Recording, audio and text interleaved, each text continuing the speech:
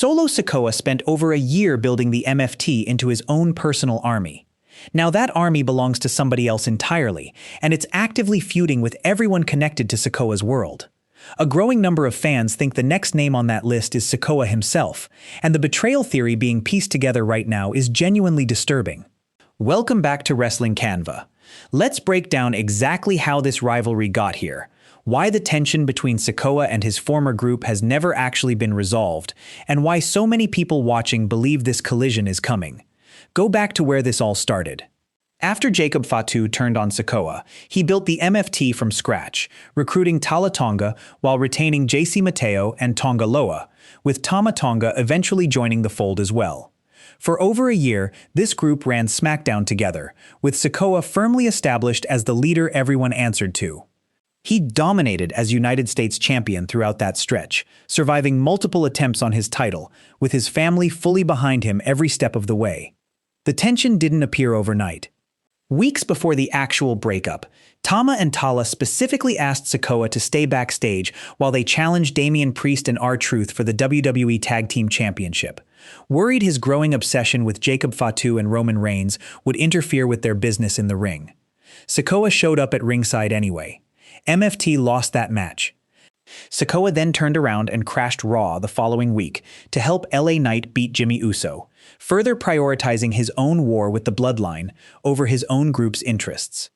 That turned out to be the final straw. On the June 26th episode of SmackDown, Tama and Talla officially walked out on Sikoa, ending MFT as a unit built around him.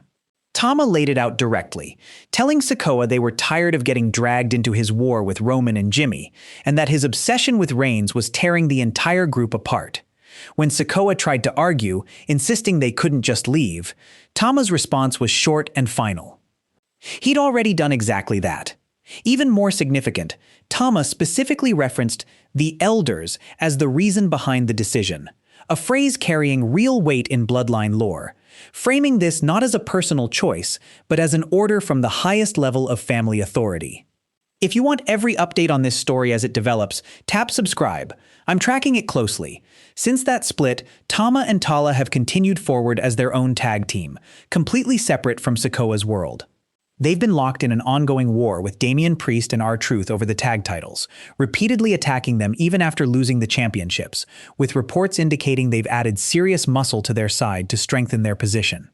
This is a group actively building momentum and aggression right now, with zero connection to their former leader.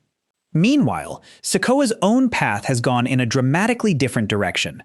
He's fully aligned himself with LA Knight and Royce Keys, coming off a genuinely emotional win over the Bloodline at SummerSlam alongside them, including a Samoan spike on his own brother Jimmy to help secure the victory. Insiders have specifically noted a very positive response backstage to how Sikoa's growth and transformation into a babyface has played out, something WWE reportedly didn't expect to land this well when it started. Here's where this theory actually comes together.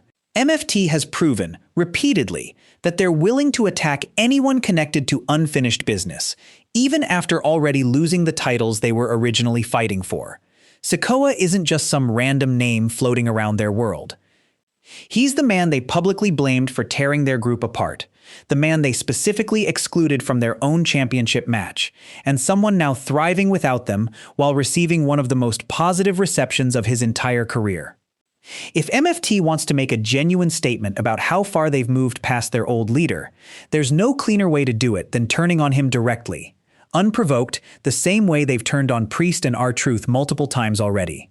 Sikoa's currently riding the momentum of a career-redefining stretch, embraced by fans in a way nobody predicted a few months ago. That's exactly the kind of rising babyface story WWE tends to interrupt with a shocking, unprovoked attack to raise the emotional stakes even further. Combined with MFT's aggressive, unpredictable pattern and the real, unresolved bitterness still sitting between these two sides, this is precisely the kind of story beat that fits where things are heading right now. If this does happen, it wouldn't just be a random attack.